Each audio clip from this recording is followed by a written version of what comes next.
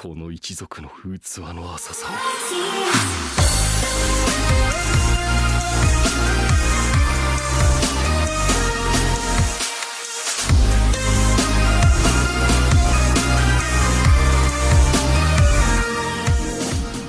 Hey guys, so I know this is going to sound a little preemptive, but I think I found the best gacha game of October, or at least my favorite so far.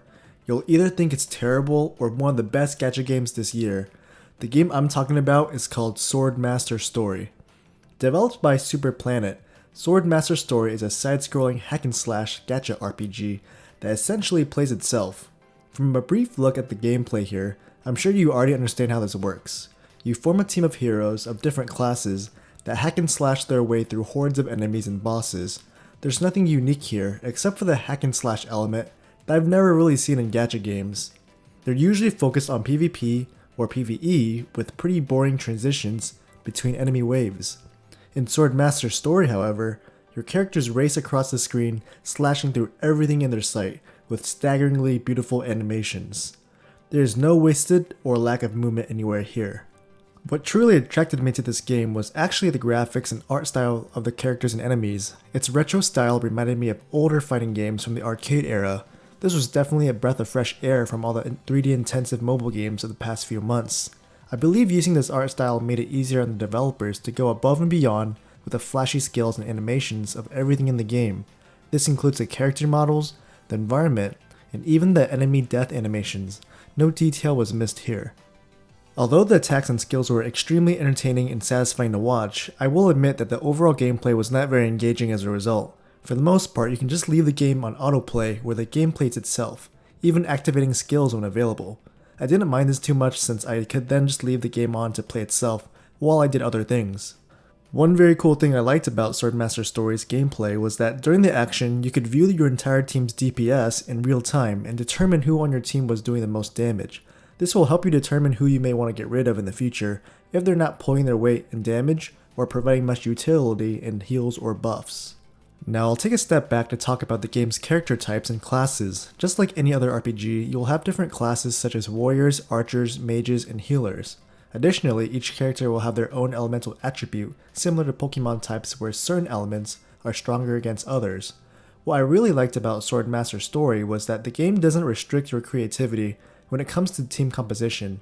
At one point, I had one warrior and 4 mages, and that dished out crazy amounts of damage, but the disadvantage was that I had no healer, so I died pretty quick. My current team composition consists of one warrior in the front to deal damage and take enemy hits, one healer to steadily heal him, and 3 mages to handle everything else, including magic attacks and buffs for my warrior. One composition I do want to try in the future would be 3 healers to heal my 1 warrior, and 1 mage just in case I run into any enemies immune to physical damage, just to see if it was possible to have 1 warrior solo everything. That would surely be entertaining. The main motivation that keeps me coming back is my strong desire to improve my heroes and waifus, so that they deal out more damage with their beautifully flashy skills. You can strengthen the character by leveling them up, enhancing their gear, and using gold to increase their skills and stats. Other than that, I found everything else about the game to be pretty standard. This includes special dungeons, PvP, raids, the music, and guilds. I will note that as a free-to-play player, I found Swordmaster Story to be very generous when it came to summonings and item drop rates. I've played this game for less than a day, and I've already gotten 5 5-stars and multiple 4-star heroes and weapons. Maybe I'm just very lucky. The only troubling thing about this game so far was the crazy amounts of crashing when I initially started the game. However, it has improved drastically since then for me, and now I rarely disconnect. So that concludes my initial thoughts on Swordmaster Story. I'm currently addicted to it, and it's going to be my daily driver for this week and the next several weeks to come. Does this game look fun to you at all? Was I able to convince you on getting it?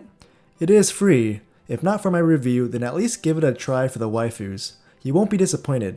If you found this video useful, please do me a favor and hit that like button so that other waifu-loving gamers can learn about this game too. If you want to see more content like this, or anything else about anime and video games, then I'll implore you to subscribe to my channel to be notified of other similar content in the future. Thanks again for watching. My name is Martin, and as always, have a nice day.